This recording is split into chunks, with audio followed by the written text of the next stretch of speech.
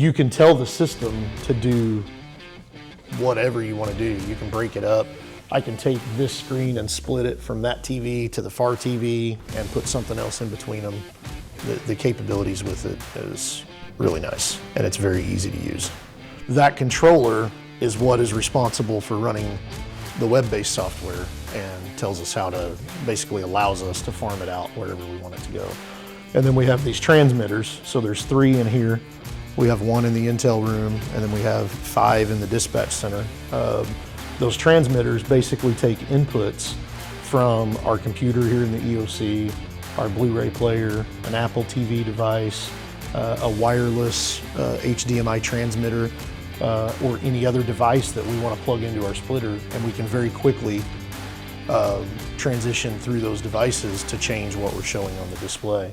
Additionally, like when we add the Apple TV in or other casting devices, now I can cast from my iPad to this device, change my splitter, and I can show everything that's on my iPad up on the screen, or I can show a DVD.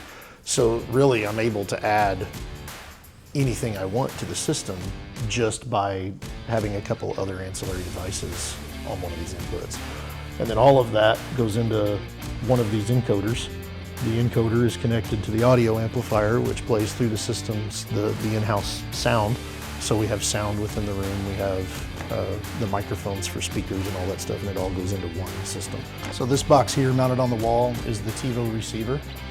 So it's power over Ethernet, so there's a network cable that comes into the junction box here, plugs into that TiVo receiver through the switches within our server room. That's routed to the control hub for the system. Into here, it gets its power and its data all from one cord, and then one HDMI cord from the receiver into the television.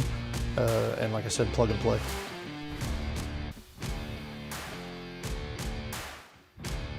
We're able to control individually what's on each screen all the way around the building.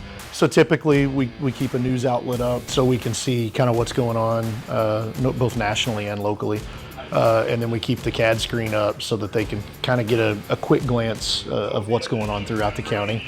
Weather map, 911 map, and then any other ancillary information that they need.